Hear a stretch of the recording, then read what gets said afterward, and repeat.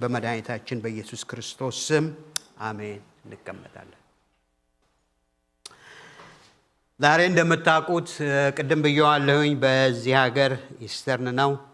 እንደገና ደግሞ በእኛ ኔክስት ዊክ ኢስተርን እናከብራለን እና በቀጥታ ባለፉት ጥቂት ወራቶች ያው ጀምረ ነው የነበረውን ያዕቆብን መልእክት እሱን ለጥቂት ጊዜ ቆም አድርገን ስለ ጌታችን ስለ ኢየሱስ ክርስቶስ ሞትና ትንሣኤ የሕይወታችን መሰረት ስለሆነው ሁሌም ብናስበው ሞትና ትንሣኤውን አሁን ግን ሲዝኑም ስለሆነ ሞር ፎከስ እንድናረግ በዚህ ላይ በልቤ ስላለ ዛሬ ስለዚህ እንካፈላለን። እንዳልኩት ሁሌም በስብከታችን ውስጥ ወይ በመልእክታችን ውስጥ በሌላም አካባቢ ብንሄድ የክርስቶስን ሞትና ትንሣኤ እናስባለን። ቢያንስ በወር አንዴ የጌታን ራስ ስንወስድ ሞቱንና ትንሣኤውን እናገራለን። ስለዚህ ያ የሕይወታችን ዋና ቁልፍ ነው፣ መሰረት ነው። በእሱ ላይ ቆመን ነው የምንለው። ለዚህ ነው ጳውሎስ እኔ ለዓለም የተሰቀልኩበት እኔም ለዓለም፣ ነገር ግን ዓለም ለእኔ የተሰቀለበት እኔም ለዓለም የተሰቀልኩበት ከጌታችን ከኢየሱስ ክርስቶስ መስቀል በስተቀር ሌላ ትምክህት ይላል። ዓለምና እኛ የተፋታንበት ነገር ቢኖር በእውነት መስቀሉን ማሰብ ስንጀምር ብቻ ነው። ስለዚህ ጳውሎስ ይሄን እንደ ትምክህት እንደ ዋና ነገር አድርጎ ያስበዋል ማለት ነው።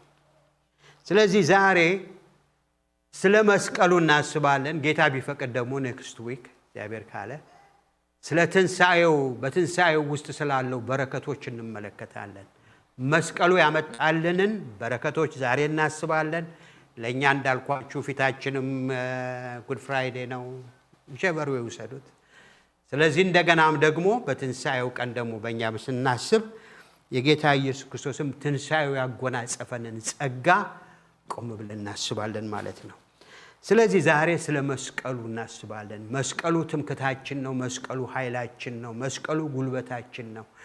ሐዋርያው ጳውሎስ ለሚጠፉት ሰዎች መስቀሉ ቃል ሞኝነት ነው፣ ለእኛ ግን ኃይላችን ነው ይላል። ስለዚህ መስቀሉ ሴንተር በሆነበት ሕይወት ላይ እግዚአብሔር ይከብራል፣ እኛም ደግሞ በድል ሕይወታችን እንመራለን። ስለዚህ የክርስቶስ መስቀል ያመጣልን ብዙ በረከቶች ቢኖሩም ከነዚህ ውስጥ ጥቂቶች ዛሬ አካፍላችኋለሁ። አንደኛ የእግዚአብሔር ፍቅር የተገለጠበት ስፍራ ቢኖር የክርስቶስ ኢየሱስ መስቀል ነው፣ የመስቀሉ ነው። የእግዚአብሔር ፍቅር እግዚአብሔር ሁሉን ነገር ያደረገው ከፍቅሩ የተነሳ ምንጩ እሱ ራሱ ነው። የእግዚአብሔር ፍቅር አልቲሜትሊ የተገለጠበት ስፍራ ቢኖር የክርስቶስ ኢየሱስ መስቀል ነው። በዮሐንስ 3:16 ላይ እግዚአብሔር አንድያ ልጁን እስኪሰጥ ድረስ ዓለሙን ምን ብሏል? እንዲሁ ወዷል። በጣም የሚገርም ነው። እንዲሁ ምንም አይነት ሪተርን የለም፣ ምንም አይነት ምክንያት የለውም። እግዚአብሔርን ይሄንን እርምጃ ለመውሰድ ምንም የሚቀሰቅሰው ነገር የለም። አንድ ነገር ቢኖር እግዚአብሔር ምንድነው? ፍቅር ነው። አያችሁ፣ እግዚአብሔር ፍቅር ነው። ሁሉ ከእርሱ በእርሱ ነው የተጀመረው። የእግዚአብሔር ፍቅር አልቲሜትሊ ሪቪል የሆነበት ስፍራ ቢኖር እንዳልኳችሁ መስቀሉን ስናስብ የእግዚአብሔርን ፍቅር እናስባለን። በአንድ ወቅት እስራኤላኖች አንድ ጥያቄ እግዚአብሔርን ጠየቁት። ሚልክያስ ላይ እግዚአብሔር ወድጃችኋለሁ አላቸው። እናንተ መልሳችሁ በምን ወደድከን? ምን የሚወደድ ነገር አለን በውስጣችን? ውስጣችንን ስታዩ እኛ ያንተን ፍቅር ሪቮክ የሚያደርግ ነገር ምን ነገር አለ? በምን ወደድከን? ለምን ወደድከን ብላችኋል ይላል። እግዚአብሔር በራሱ ምክንያት ነው የሚወደው። ምክንያቱም እግዚአብሔር ራሱ ምንድነው? ፍቅር ነው። ለዚህ ነው የዚህ ተመሳሳይ ሐሳብ ሮሜ ውስጥ ስንመጣ ሮሜ ምዕራፍ 4 ከቁጥር 6 እስከ 11 ይናገራል። እግዚአብሔር መቼ ነው የወደደን ብለን ብንል ምንም የሚወደድ ነገር ኖሮን አይደለም። ገና ደካሞች ሳለን ይላል። ገና ደካሞች ሳለን ይሄ ድካማችን ፊዚካል ድካም አይደለም። ይሄ ድካማችን ወስንፍና አይደለም። ይሄ ድካማችን ጥልቅ የሆነ ድካም ነው። ከእግዚአብሔር ጋር የሚያለያይ ድካም ነው። ገና ደካሞች ሳለን በሩቅ እግዚአብሔር ወደደን፣ ማይወደደውን ወደደ ይላል። ምንም ዋጋ ሳይኖረን ወርድለስ እያለን እግዚአብሔር ወደደን። እንደገና በዚሁ ቁጥር ላይ ቁጥር 8 ላይ መጽሐፍ ቅዱስ ይገርማቸዋል። ታነቡ አንዳንድ ነገሮች ይደጋግማቸዋል። እግዚአብሔር ቃል ለማለት ብሎ አይመስለኝም። ሲሪየስሊ ነገሩን እንድናስተውለው ስለሚፈልግ ነው። በጣም ብዙ ነገሮች ኦቨርሉክ አድርገን ስለምናይ፣ ጀነራላይዝ አድርገን ስለምናይ ነው። ግን ቃሉ ይደጋግማል እዛ ላይ ቁጥር 5 ላይ ደካሞች ሳለን ወደደን ይላል። ቁጥር 8 ዝቅ ይልና ገና ኃጢአተኞች ሳለን ክርስቶስ ስለኛ ሞቷል። ዝቅ ይልና ደግሞ ምዕራፍ 10 ላይ ጠላቶቹ ሳለን እግዚአብሔር ጋር በልጁ ሞት ታረቀ።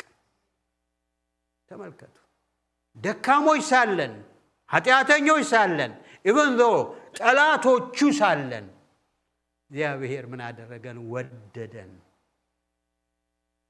የእግዚአብሔር ፍቅር ከፍታው፣ ጥልቀቱ፣ ስፋቱ ከመታወቅ የሚያልፈው ይላል ኤፌሶን ላይ። የእግዚአብሔር ፍቅር አያችሁ። ይሄ ፍቅር ማዳን ብቻ አይደለም።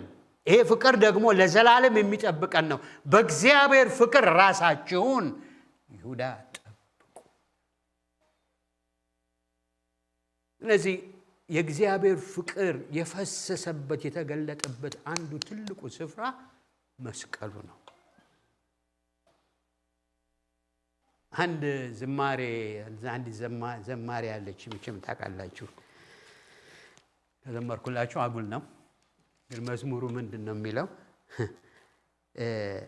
ምን አይተህ ወደኸኛል እና ምን አይተህ ደግሞ ምንድን ነው ትጠላኛል። እንዴት የሚገርም መዝሙር ነው።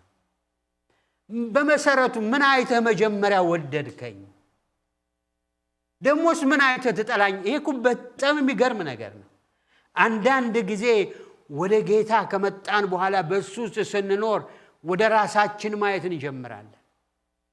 በጣም በእግዚአብሔር ፊት ብሄቭ ያደረግን ጊዜ፣ የጸለይን ጊዜ፣ ያነበብን ጊዜ፣ መልካም የሆን ጊዜ መንፈሳዊነት የሚሰማን ቀን አለ። እግዚአብሔር በጣም ቅርባችን ነው። ደግሞ ሁሌ እንደሱ አይደለም። ድካም የተጫጫነን ቀን፣ በውስጣችን ስጋዊ ነገሩ ሲያይሉ፣ እግዚአብሔር እንደተወን ወይም ደግሞ እኛ ርቀነው እንደሄድን እግዚአብሔር ጉዳይ እንደሌለው አድርገን እናያለን። እውነት ነው ይሄ መዝሙር። ምን አይተህ ወደድከኝ፣ ምንስ አይተህ ትጠላኛለህ?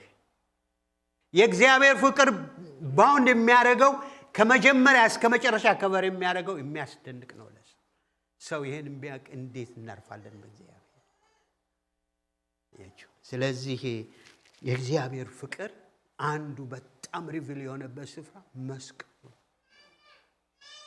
የእግዚአብሔር ፍቅር እጅ አለው፣ ልብ አለው፣ እግር አለው። አያችሁ፣ የእግዚአብሔር ፍቅር ልብ አለው ብዬ ስላችሁ ልቡ የተገለጠው አክሽን ነው። በቃ ተገለጠ፣ አዳነን። እግር አለው፣ እጅ አለው። ስለዚህ እኔና እናንተም የክርስቶስ ፍቅር በውስጣችን አለና ያ ፍቅር ምን መሆን አለበት? በጣም ሪቪል መሆን አለበት በወደን በምንም መንገድ። ምክንያቱም ፍቅር እንዲሁ አይደለም። ፍቅር ቃል አይደለም፣ ፍቅር አክሽንም ነው። ስለዚህ ክርስቶስ ያንን አሳይቶናል። ያ የገለጠው በምንድን ነው? መስቀሉ። መስቀሉ ስናስብ ያንን ነው የምናስበው። ክብር ለእግዚአብሔር ይሁን። ሁለተኛ መስቀሉ ያመጣልን ትልቅ በረከት የኛን ቅጣት የኛን ፍርድ በሙሉ በዛ ላይ ተከፍሏል። የኛን ቅጣት የኛን ፍርድ ሁሉ አያችሁ። መስቀሉ ላይ ትራንዛክሽን ተፈጽሟል። ትራንዛክሽን መኪናችንን ይዘን ጋር እንትን እንሄዳለን፣ ጋዝ ስቴሽን ለባለ ጋዙ ምን ገንዘብ እንሰጠዋለን? ብር እንሰጣለን። ከሱ ደግሞ ምን እንወስዳለን? ጋዙን እንቀዳለን። ግሮሰሪ ሄደን ምንፈልገው ሸምተን መጣለን። ምኑን እንሰጣለን? ብራችን እንሰጣለን። ትራንዛክሽን የተፈጸመበት ስፍራ ቢኖር የት ነው? መስቀሉ ነው። ሁለተኛ ቆሮንቶስ ምዕራፍ 5 ቁጥር 21 ላይ እኛ በእርሱ ሆነን በጣም ይገርመኛል የእግዚአብሔር ጽድቅ እንሆን ዘንድ ኃጢአት ያላወቀውን እርሱን ስለኛ ኃጢአት አደረገው። It's a strong word. እኛ በእርሱ ሆነን ምን እንሆን ዘንድ ለእግዚአብሔር የእግዚአብሔር ጽድቅ የእግዚአብሔር ጽድቅ እንሆን ዘንድ ኃጢአት ያላወቀውን እርሱን ስለ እኛ ኃጢአት አደረገው። ትራንዛክሽን የኔ ኃጢአት በእርሱ ላይ ምን ሆነ? ተቀመጠ። የሱን ጽድቅ ደግሞ እኔ ምን አደረኩኝ? ወሰድኩኝ። ከዚህ የተነሳ እግዚአብሔር በባህሪው በመዝሙር ላይ ይናገራል። የእግዚአብሔር ዙፋን ይላል ጽድቅና ፍርድ ነው፣ ምህረትና እውነት በፊቱ ያልፋሉ ይላል። ዙፋን መሰረት አራት አይደለም። ወንበር እንኳን ስናይ በሰው ዙፋን ፍርድ ነው፣ ጽድቅ ነው። ኃጢአተኛውን ኃጢአተኛ ነው ይላል፣ ጻድቁን ጻድቅ ነው ይላል። ኃጢአትን እግዚአብሔር ይቀጣል። ባይፓስ የሚባል ነገር በእግዚአብሔር ዘንድ የለም። የኔና የናንተ ኃጢአት ለእግዚአብሔር መከፈል አለበት። ግን ያንን ሊከፍል ይችላል። የእግዚአብሔር በግ የሆነው ክርስቶስ በመስቀል ላይ የሁላችንን ኃጢአት ማቀውን ኃጢአት አደረገው። የእግዚአብሔር ቁጣ ሁሉ በእሱ ላይ ወረደ። እግዚአብሔር ፊቱን እስኪሰውርበት ድረስ። እኔ በተለይን ቃል ሳስብ በጣም የሚገርመኝ ነገር አለ። ፍሮም ኢተርኒቲ እስከ ኢተርኒቲ መጨረሻ አብና ወልድ ተለያይተው አውቁ። ግን ያኔ ፊቱን ዞረበት ይላል። ያኔ ነው አባቴ ሆይ አምላኬ ሆይ ለምን ተውከኝ? ነቨር ቢን አብናው ነቨር ቢን ግን ስለኛ ኃጢአት አደረገው። ያ ትራንዛክሽን ምን የተለወጠበት ስፍራ ትምክታችን እሱ ነው። እኔ ጻድቅ ነኝ ብዬ ብል እናንተ ብላችሁ ብትሉ ምን የምትቆጥሩት ነገር አላችሁ? የሰው ጽድቅ የመርገም ጨርቅ ነው ይላል። ቢኖረንም አለ ብንልም እድፋም ነው። ከኋላው ሌላ ስትሪንግ አለው። አንኛችን ንጹህና ፍጹም የሆነው ግን የእግዚአብሔር ጽድቅ ግን በእኛ ላይ ታውጇል። እዚህ ነው በድፍረት እግዚአብሔር ጽድቃችን ነው ጽድቀናል ብለን የምንለው ልባችን ሞልተን፣ ሌላ ምክንያት የለንም። እሱ እኛን ስለወሰደ እኛ ደግሞ የእሱን ጽድቅ ስለወሰደን ነው። ግን ይሄ በጭንቅ ነው የመጣው። ለዚህ ነው ጳውሎስ ሌላ ትምክት የለኝም በጭንቅ ነው የመጣው። ኢሳይያስ 53ን ማንበብ እንችላለን ከቁጥር 1 ጀምሮ እስከ 12። ግን ያን በሙሉ አላነበውም። ግን አልፌ አንዳንድ ጥቅሶች ልንከሳችሁ እዚያ ላይ ደዌያችንን ቁጥር 4 ደዌያችንን ተቀበለ ህመማችንንም ተሸከመ። can you imagine የአንድ ሰው ህመም የአንድ ሰው ደዌ በላያችሁ ላይ መጥቶ ቢቀመጥ እንዴት ነው የሚያስጨንቀው?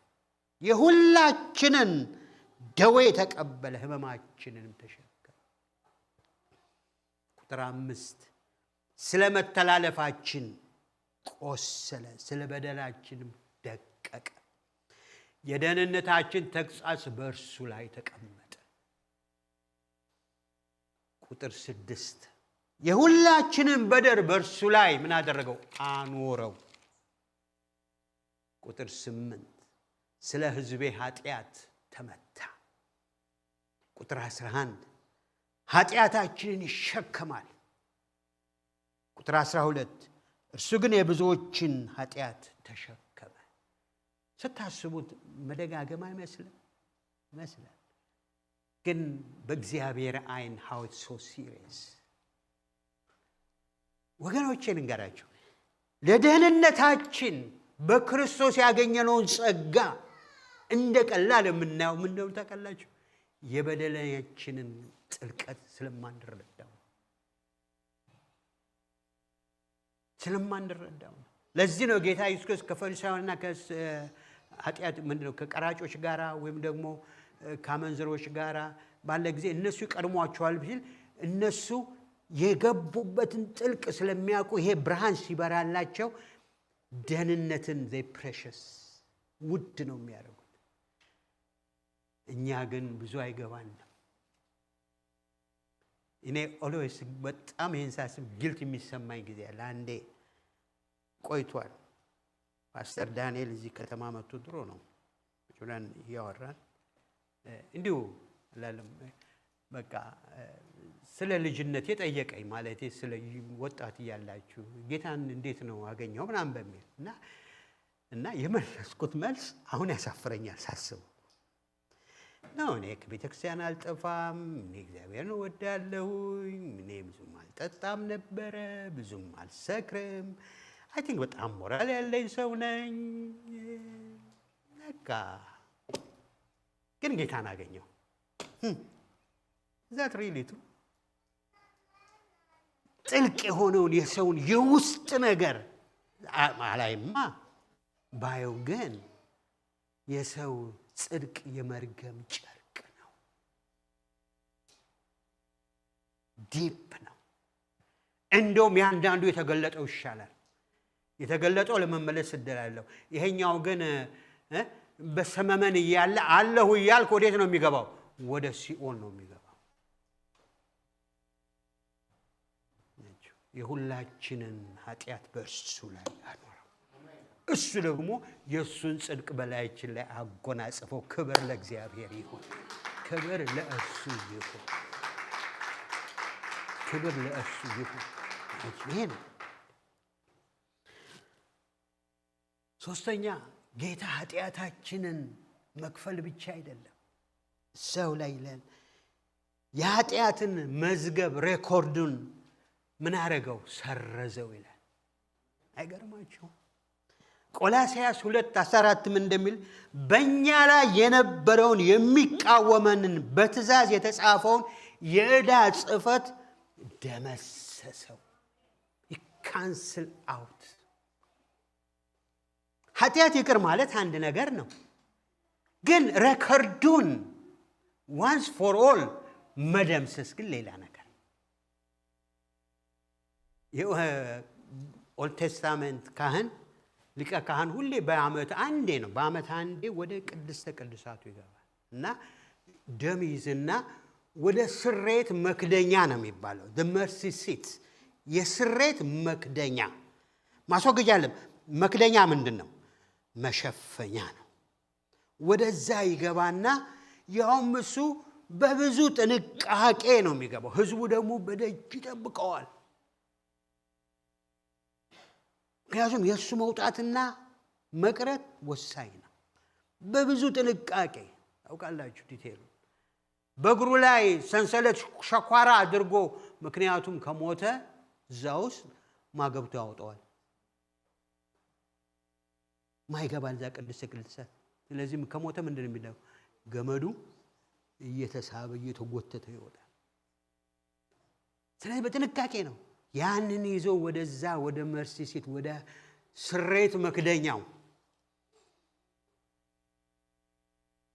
በዚያ ታቦቱ ባለበት ሱራፌል እንዲና እንዲ ብለው ባሉበት በዚያ እናገርሃለሁ በተባለው በዚያ ላይ ሄዶ ደሙን ረጫል። ለአንድ ዓመት ህዝቡ ምን ይሆናል? ፎርጊቭ ተብሏል። ኃጢአቱ ተከርኗል። ስለዚህ ካህኑ ያንን ጨርሶ ወደ አደባባይ ሲወጣ ህዝቡ እልልታውን ያብገጠዋል። ምክንያቱም እግዚአብሔር ምን አድርጎናል? ኃጢአታችንን ይቅር ብሎናል፣ ምሕረት ሰጥቶናል። ግን በዓመቱ የኃጢአት መታሰቢያ እንደገና ዕብራውያን አንብቡት ተመልሶ ያደርጋል ይላል። ክርስቶስ ግን ወደዛች ወደ መጋረጃዋ በገዛ ደሙ ገባ። ለአንዴም ለመጨረሻም ለኃጢአትን መስዋዕት አደረገ። ደመሰሰው። ክብር ለእግዚአብሔር ይሁን። ያችሁ ለአንዴ ለመጨረሻ ደመሰሰው።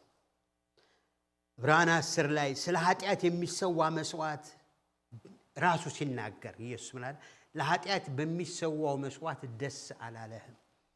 እነሆ አምላኬ ሆይ ራሱን ነው የሚለው ፈቃድህን ለማድረግ መጥቻለሁ ብሎ በዚህ ፈቃድ የኢየሱስን ሥጋ አንድ ጊዜ ፈጽሞ በማቅረብ ተቀድሰናል፣ ተሰርዟል። ኖ ሞር ቲንኪንግ። የትኛው ኃጢአታችን ያለፈው አሁን ኢቭን የወደፊቱ forgive us። ለዚህ ነው በሚልክያስ ላይ ሲናገር ክፋታችንን ይጠቀጥቀዋል፣ ኃጢአታችንን በባህር ጥልቅ ውስጥ ይጨምረዋል፣ ተመልሶ እንደገና ሰርፈስ እንደማያደርግ። ከዚህ በፊት ነግሬያችሁ አላውቅም። ኮሪ ቴምቡ የምትባል ሴትዮ ሆላንዳዊ ናት መሰለኝ። በሰከንድ ወርልድ ዎር ጊዜ እስራኤላኖችን ጆሾችን እየደበቀች ታድን ነበር ከጀርመን መቅሰፍት እና መጨረሻ ላይ ተያዘች። ካምፑስ ገባች። እሷም ቤት ትባላለች እህቷ። እሷን በአሰቃቂ ሁኔታ ስትገደል አይኗ አይቷል። እሷ ግን በአስደናቂ ሁኔታ እግዚአብሔር ለተአምር ለምልክት ስለፈለጋት አመለጠች። ከብዙ መከራ በኋላ ጌታን አገኘች። ከዚያ በኋላ ከስንት ዘመን በኋላ እዛው ሆላንድ ውስጥ ቆማ አንድ ቀን ስታገለግል ጌታን ሰብካ ከጨረሰች በኋላ ጌታን የምትቀበሉ ሲል ሰዎች ወደ መድረኩ ይመጣሉ። ሲመጣ አንድ ሽማግሌ ያረጀ በትር ይዞ አብሮ ወደዚህ ይመጣል። ተኩር ብላ ስታየው እህቷን ቤሲን ቶርቸር ካረጉት መካከል አንዱ እና መጽሐፉን አንብቤዋለሁ። ሰውነቴ ሸክ ማድረግ ጀመራለች። አሁን የምፈተንበት ጊዜ ነው። ወይ ይቅር እላለሁ ወይም ሰብከው ወንጌል ባዶ ነው። አቃተኝ። ስለዚህ ተመልሼ ሄጄ ተንበረከኩኝ፣ ጸለይኩ፣ አለቀስኩ። እግዚአብሔር ስትሬንግዝ ሰጠኝ። እሱም ነጠየኩት። እሱም ነው አለ። ግን አሁን በክርስቶስ አዲስ ሰው ነው። ጌታን ተቀበለ፣ አቀፍኩት። ጌታ ከዚያ አስተማረኝ አለች። ወደ ምንድነው ወደ ፊሽ አደን ምንድነው አሳ ማጥመድ ስትሄዱ አንዳንድ ቦታ ላይ ኖ ፊሽንግ፣ ወደ ኋላ ሄዳችሁ ዶንት ፊሽ። የትናንትናው ነገር እግዚአብሔር ኃጢአታችንን ዋንስ ፎር ኦል ምን አድርጎታል ነው የሚለው? ደምስሶታል። you'll never remember it። ክብር ለእግዚአብሔር። ወገኖቼ ስንቶቻችሁ ሬከርድ ተይዞባችኋል? እንዴት ተይዞብኛል? ስንቶቻችሁ እንደ ባጭሩ መኪና ድራይቭ እያደረጋችሁ ፖሊስ ትኬት ሰጥቷችኋል? ትኬታችሁ ስንት ዓመት ይቀመጣል ሬከርድ ውስጥ? ቢያንስ 3 ዓመት። 3 ዓመት ኢንሹራንስ መቀየር ብትፈልጉ ኢንሹራንስ ፕራይሱ የት ነው የሚሄደው? ሰማይ ነው የሚወጣው። ቤት መግዛት ብትፈልጉ ኢንተረስቱ ሰማይ ነው የሚወጣው። ስራ መቀየር ብትፈልጉ ያወጡታል። ወደ ኋላ ሄደው ሬከርድ አለ። ኦፌንስ ያደረጋችሁት ነገር ቢኖር ተመዝግቧል፣ ተጽፏል።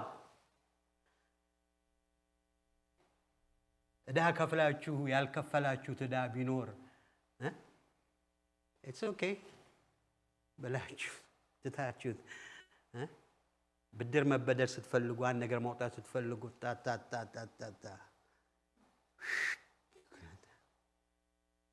4 ዓመቱ እኮ ነው። ሬከርድ ነው።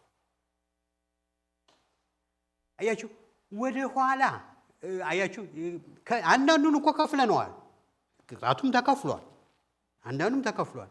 ግን እንዲያችሁ መተላለፍ ስላለች በቀል ሁሌ በቀል ነው። ዓለም በቀል ነውና ደግሞ ዛሬ መጣህ የትናንትና የቀረውን ጀምሬ ያሁነኛውን አድርጌ ነው ማስከፍልህ። አንዳንድ ሰዎች በድለውን አሳዝነውን ይቀርላቸዋል አለ። ሁለተኛ ሲበድሉን ቶሎ ብለን የድሮን ፋይል እናመጣና ሁለተኛውን ጨምረን አንድ ላይ ይሄው አምናም እንዴ ነበር ታቻ ምናምን አሁን ተጨመረ ደግሞ የሆነ ደምረን እናመጣዋለን። ዓለም ነው።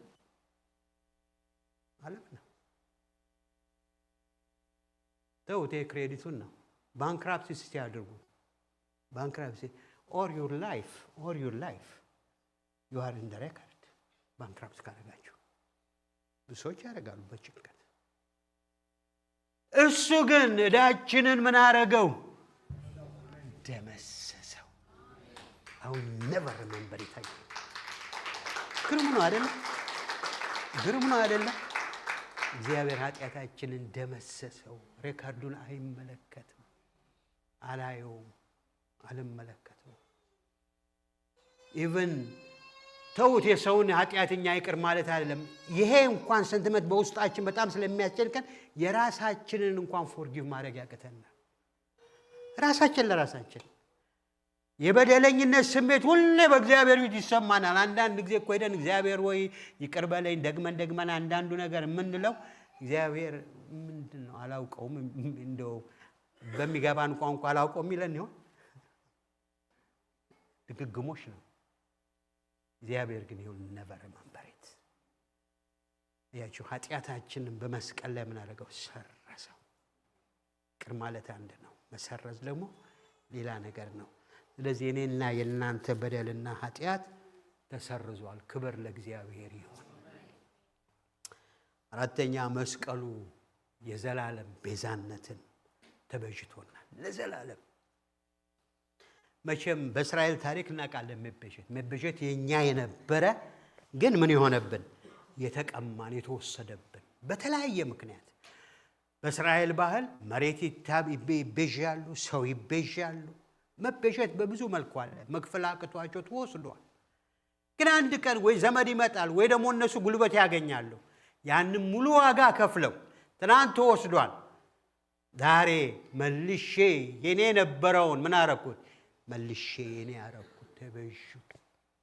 ግን ልንገራችሁ ይሄ መበጀት በእስራኤል ያለው መበጀት ሊጸና ይችላል።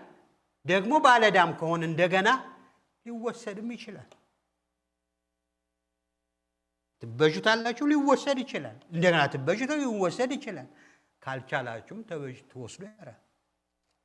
ክርስቶስ ግን በቀራንዮ መስቀል ላይ ሲበጀን ሙሉ ዋጋውን ከፍሎ የራሱ አደረገ።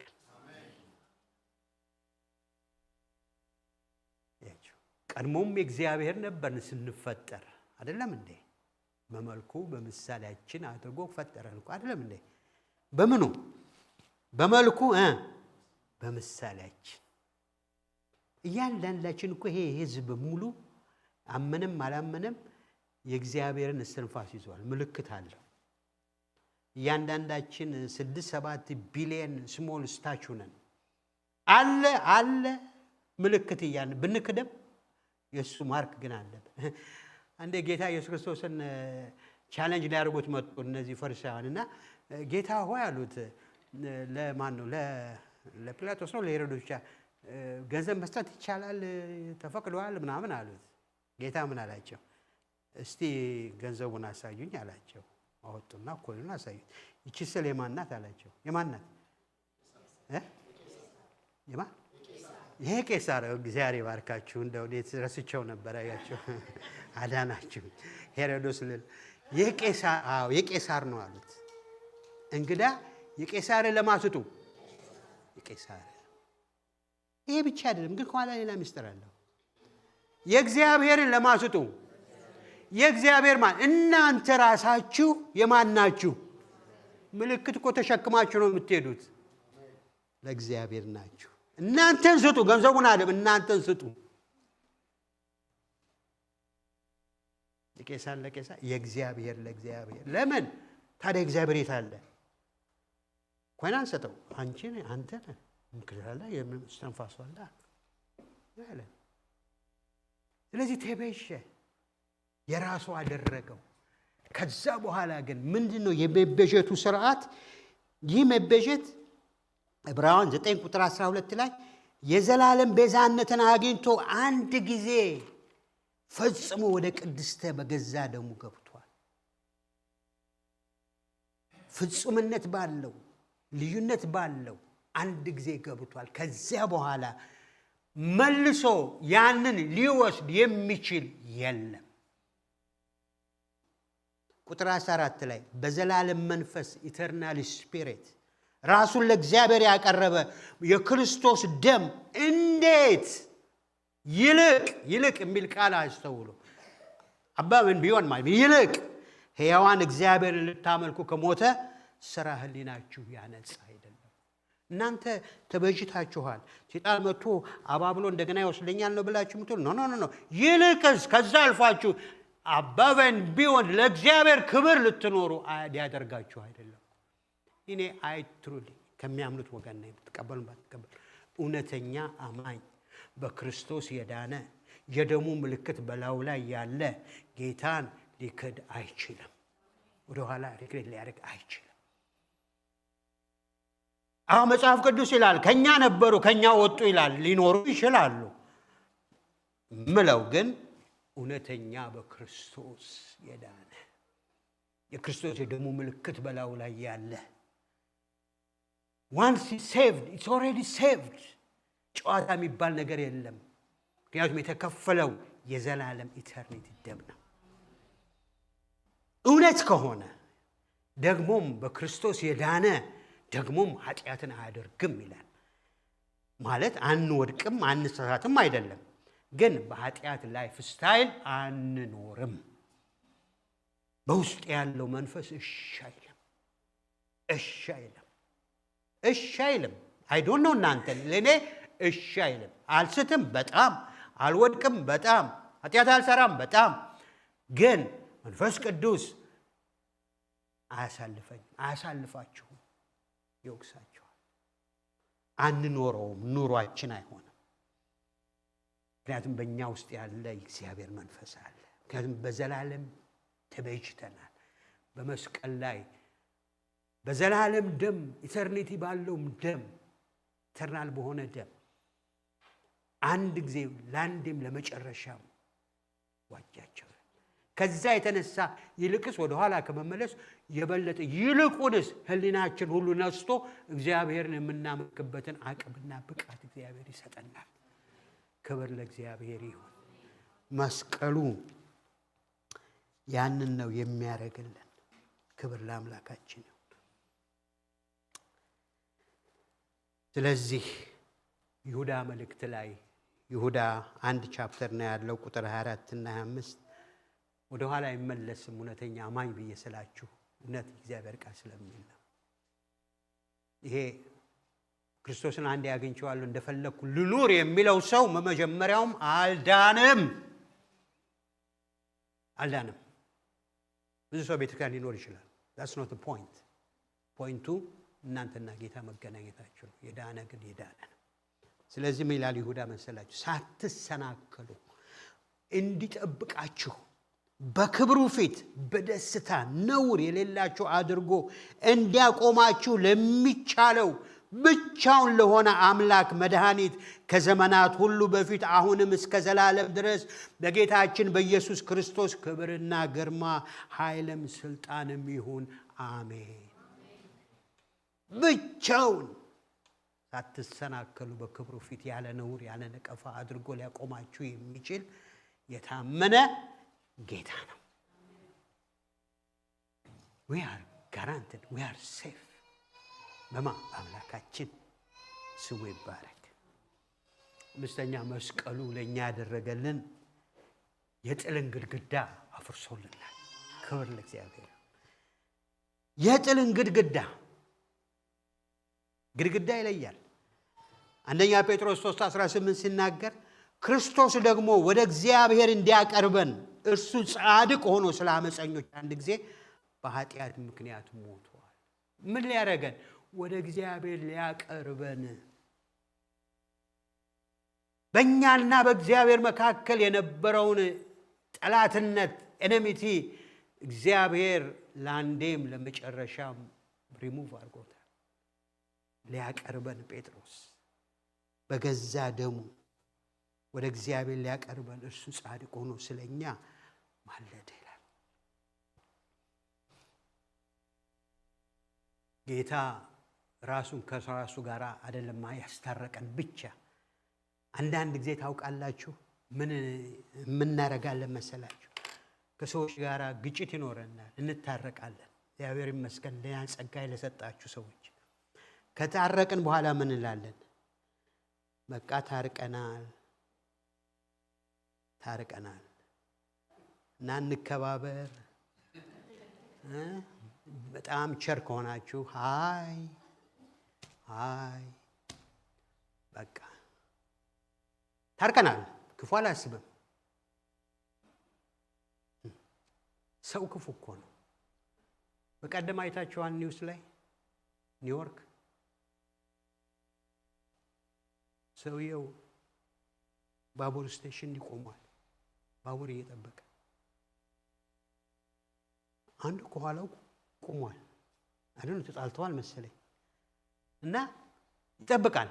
ባቡሩ ብሎ እዛ ሲደርስ ልክ ባቡሩ ሰገዝ ደግሞ ገፋው። ሄዶ እኮ እንዲወድቅ ነው ባቡር ውስጥ ሊገባ። ግን የሚገርም ነገር ሰውየው እግዚአብሔር አረዳውና በቃ እንዲህ ብሎ አመለጠ።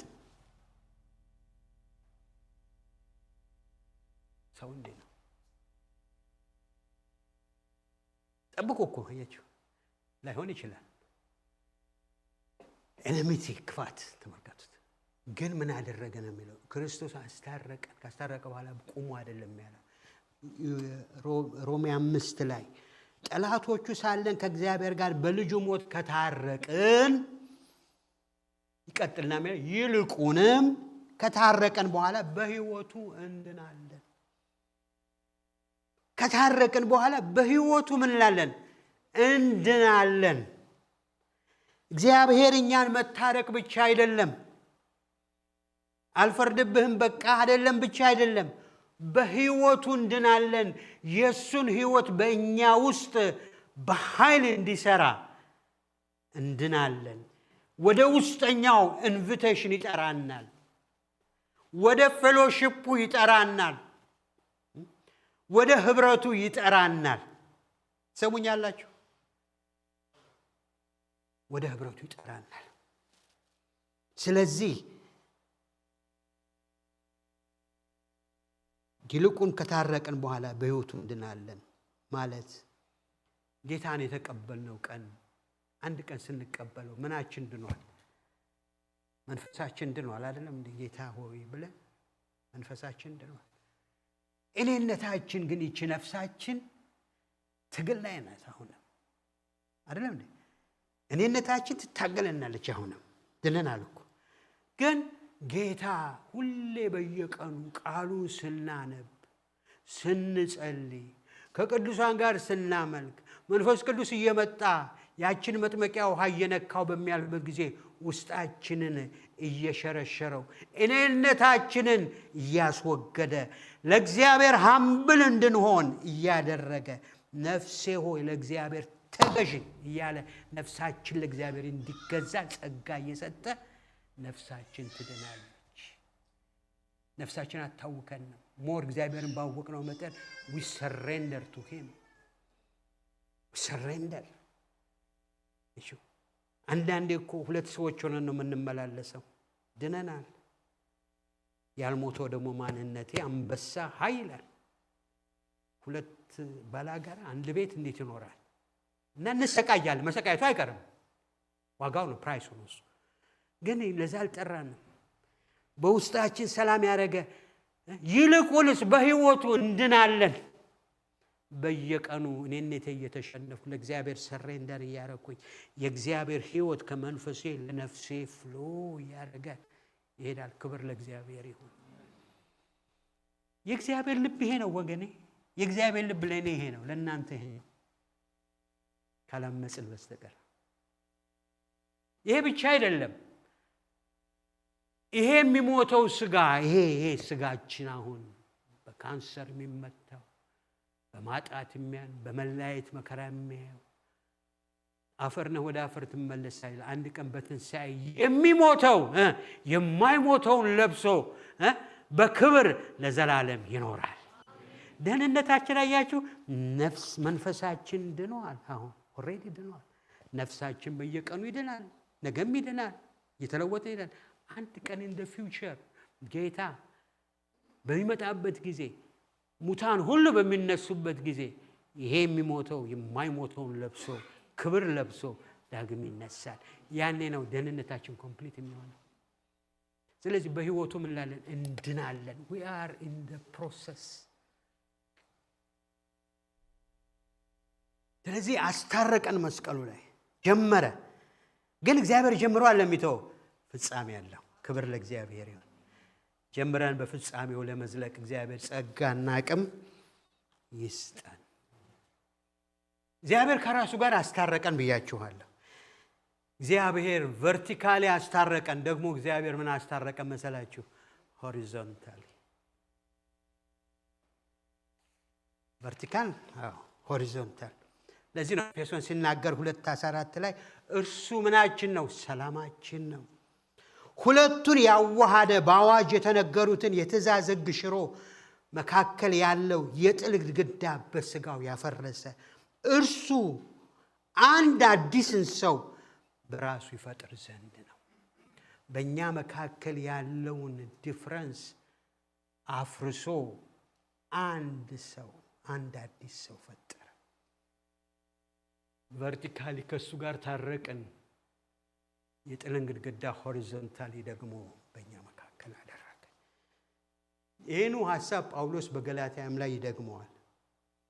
አይሁዳዊ የለም፣ ግሪክ ሰው የለም፣ ባሪያ የለም፣ ጨዋ የለም፣ ወንድ የለም፣ ሴት የለም፣ ሁላችሁ በክርስቶስ ምንድን ናችሁ? አንድ ሰው ናችሁ። ክብር ለእግዚአብሔር። አረ ወገኔ ይሄ አሜን በሉ። ይግባን፣ ይሄ በጣም ይግባን፣ ለኔም ይግባኝ። እንደው ይሄንን ሌሊት እያሰብኩኝ ወይም ደግሞ ጧት ተነስቼ አንዳንዱ እንደገና ሪቫይዝ ሳረግ ለራሴ በልቤ አንድ ሀሳብ መጣ። ዛሬ ትፈቅዱልኛላችሁ ድራማ ብሰራ? እስቲ ሁለት ሰው ወደዚህ ይምጣ። አይዟችሁ፣ ደፋር የለም እንደዚህ ብድግ ብሎ የሚመጣ አለዚያ ያው ስልጣን አለኝ አንተ ማለት እችላለሁ። በፈቃድ አይ እግዚአብሔር ይባርክህ ሙሌ። በቃ ሁሌም ና እዚህ ጋር ቁም። ደግሞ አንድ ሰው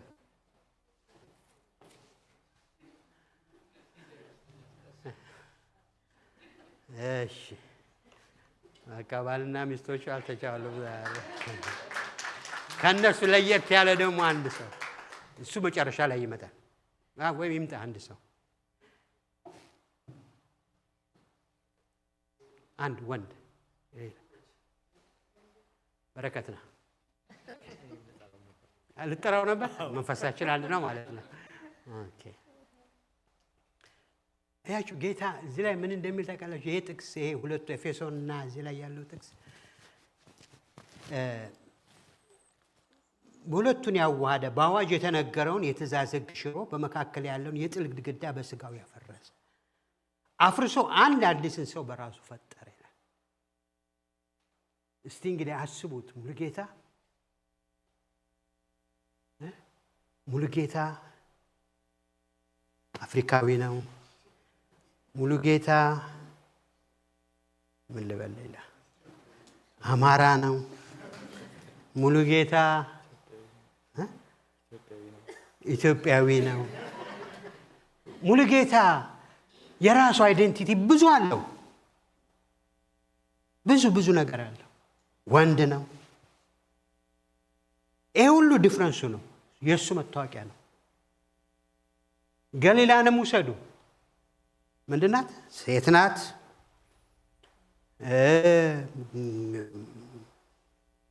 ነጭ እንበላት ዛሬ አሜሪካዊ ናት።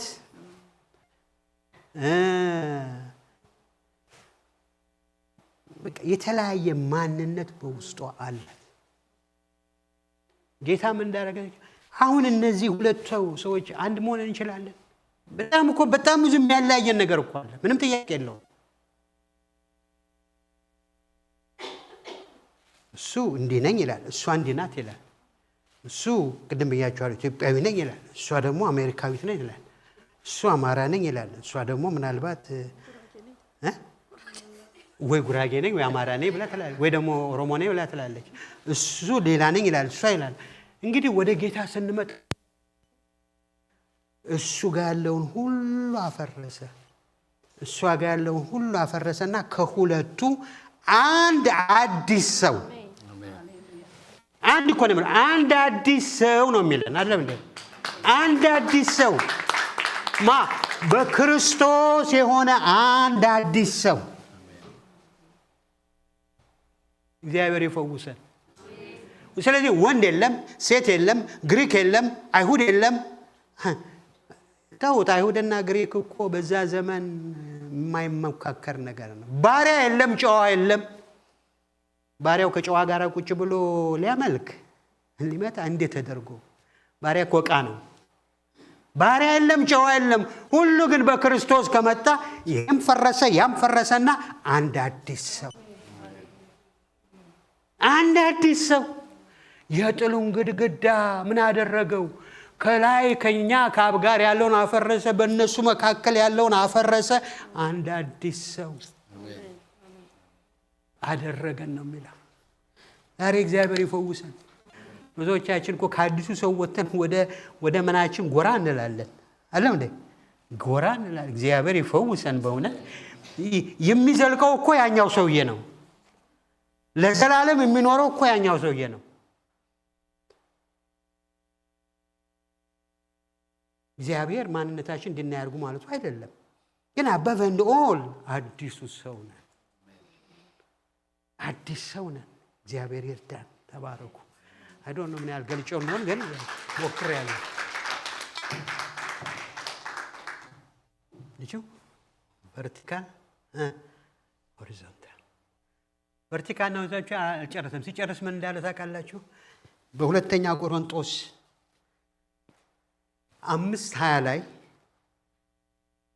በመጨረሻ እግዚአብሔር ለእያንዳንዳችን ውስጥ የማስታረቅን አገልግሎት ሚሽን አስቀመጠ። ከእሱ ጋር ታረቀን፣ እርስ በርሳችን አስታረቀን። ካስታረቀን በኋላ ምን አደረገ መሰላችሁ? ሚሽን ሰጠን። ሚሽን ምንድን ነው ብሎ መሰላችሁ? እንግዲህ እግዚአብሔር በእኛ እንደሚማልድ ስለ ክርስቶስ መልእክተኞች ነን። ከእግዚአብሔር ጋር ታረቁ ብለን ስለ ክርስቶስ ምን እንላለን? እንለምናለን። ቃላችን አይደለም፣ ህይወታችን ይለምናል። እውነተኞች ከሆነ ህይወታችን ይመሰክራል። ከእሱ ጋር አስታረቀን፣ እርስ በርሳችን አስታረቀን፣ ሚሽን ሰጠን። ሚሽኑ ምንድን ነው? ሌሎችን ሰዎች ክርስቶስ ጋር ታረቁ ብለን እንላለን። ዛሬ ሰዎች የሚስቁብን ለምን ተቀላችሁ? መጀመሪያ እናንተ ራሳችሁ ምን በሉ? ታረቁ። ለእናንተ ያልሰራ ለእኛ እንዴት ይሰራ ይላል። እውነት ነው። ጄኒውን ከሆነ ግን ይሰራል። የማይሰራበት ምንም ምክንያት የለው። መስቀሉን ይሄን ያደረገው ክብር ለማይሆን ለእግዚአብሔር ይሆን። አይኖ እንዳስረዘምኩት በአሜሪካን ሲቪል ወር እንዳለ ታውቃለች ታሪኩን። ሲቪል ወር አይ ቲንክ 1861 እስከ 64 ድረስ ነው።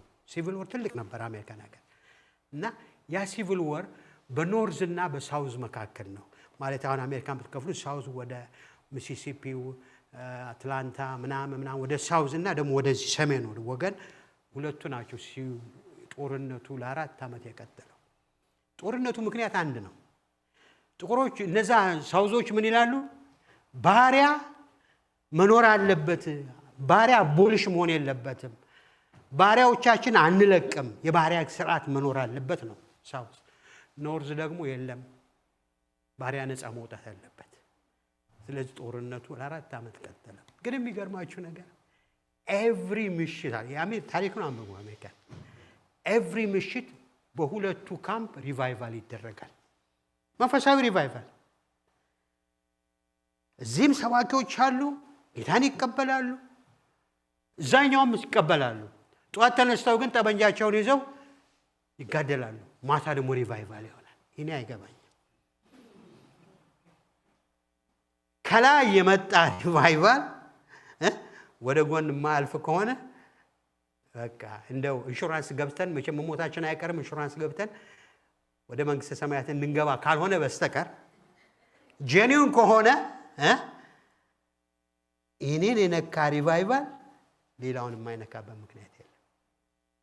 እና ለ4 ዓመት ሪቫይቫል ነበረ ማታ ማታ፣ ግን ጄኒውን አይደለም። ምናልባት ወይም ሾርት ከት መቼም በሞታችን ስለማይቀር ጌታን ተቀብለን እንሄድ ይሆናል። ግን ጦርነቱ ግን ኮንቲኒዩስሊ ነበር። መጨረሻ ላይ ግን ያው ሰሜን አሸነፈ፣ የባሪያ አቦሊሽመንት ታወጀ። ስለዚህ አስታረቀን ነው የሚለው። እግዚአብሔር ያስታርቃል። የማስታረቅን አገልግሎት በእኛ ውስጥ አድርጓል። የመጨረሻው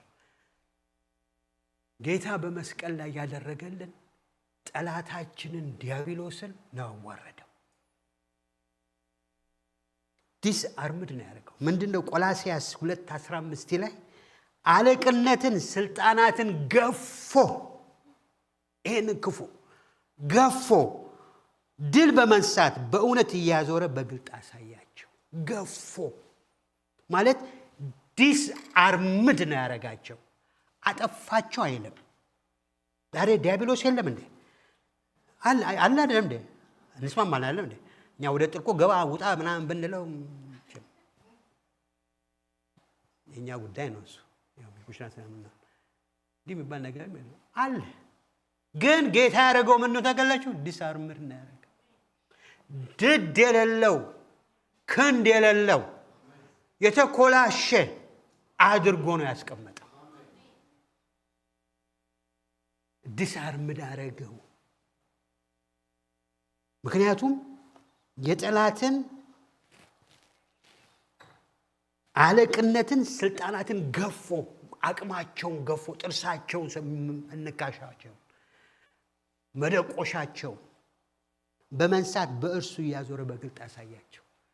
የተማረከ የወደቀ አንደኛው ዮሐንስ 3 ላይ 8 ስለዚህ የዲያብሎስን ስራ ሊያፈርስ እስኪሙን ሊያፈርስ የእግዚአብሔር ልጅ ምን አለ? ተገለጠ። ሉቃስ 10:19 ደቀ መዛሙርቱን ምን አላቸው? በደስታ ተመልሰው መጡና ጌታ ሆይ ያሉት አጋንንት ምን አሉ? ተገዙልን። አይገርም? ተደንቀው ስማችሁ በሰማይ ስለተጻፈ ደስ ይበላችሁ አለ። በጠላት ኃይል ሁሉ ላይ ስልጣን ሰጥቻችኋለሁ፣ የሚጎዳችሁም የለም። ስለዚህ ዲያብሎስን ጥርሱንም ጉልበቱንም አቅሙንም ዲስአርምድ አድርጎታል። ለዚህ ነው ጴጥሮስ ሲናገር ሰይጣን ዲያብሎስ ምንድነው? እንደሚያገሳ ባላጋራችሁ ዲያብሎስ የሚውጠውን ፈልጉ እንደሚያገሳ አንበሳ እንደኮነ አንበሳነቱ ተወስዷል። አንድ አንበሳ ነው ያለው፣ ይሁዳ አንበሳ፣ የናዝሬቱ ኢየሱስ። አሜን።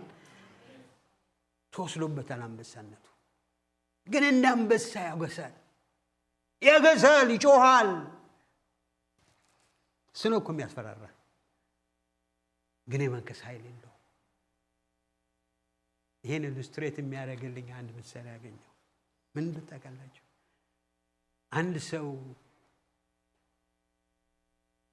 አንበሳ የተራበ አንበሳ በጣም የተራበ አንበሳ አንድ ሰው ያያል እና ያን ሰው ሊውጠው ወይም ደግሞ ሊሰባብረው በቃ እየተወረወረ እየተምዘገዘገ ይመጣል። ልክ ከሷ አጠገብ ሲደርስ ይጋጭና ይከሰክስና ይወድቃል። ምን ይሆን ሚስጥሩ? ታውቃላችሁ? ያ ሰውዬ በምን ውስጥ እንዳለ? ቡሌት ፕሩፍ በሆነ መስታወት ውስጥ ነው ያለው። እሱም እያገሰገሰ ሲመጣ ያዋል። ያም አገኘው እያለ አፉን ከፍቶ ላጩን እያዝረከረከ ይመጣል። በሁለቱ መካከል ግን ኢንቪዚብል የሆነ ምን አለ? መስታወት አለ። ሄዶ እውነት አይደለም? የክርስቶስ ደም። ሃሌሉያ ሃሌሉያ። ስንት ጊዜ ቤታችንን፣ ስንት ጊዜ ሙላችንን፣ ስንት ጊዜ ሃይወላ ከክሷለሁ ብሎ ሲል ጌታ ጣልቃ ገብቶ እኛ እኮ አላየነውም። አይናችን ቢከፈት ስንት ነገር እናያለን። ይወድቃል። ይሄ ምሳሌ ትርጉም ከሰጠ የኢየሱስ ደምማ እንዴት ፕሮቴክሽናችን ነው። ክብር ለእግዚአብሔር ይሁን። ይሄ ሁሉ የተሆነ መስቀሉ ላይ። ለዚህ ነው ጳውሎስ ሲጨርስ ነገር ግን ዓለም ለእኔ ከተሰቀለበትን እኔም ለዓለም የተሰቀልኩበትን ከጌታችን ከኢየሱስ ክርስቶስ መስቀል በቀር ሌላ ትምክህት ከእኔ ይራቅ። አለኝ ብዬ ብለው የምመካበት ቢኖር የክርስቶስ መስቀል ነው። ክብር ለእግዚአብሔር ይሁን። ወገኖቼ this is our life። ተዘልለን የምንቀመጥበት ደህንነታችን እዚህ ውስጥ እንቁፍ። እግዚአብሔር ስም የተባረከ ይሁን። ቆመን እንጸልያለን። ይህን ሲጨርስ አንድ መዝሙር አለ። ቅጥር ሰርተህ እስቲ ኑ አይዟችሁ ምንም አይደለም በለሱ የምትሆኑ ከማን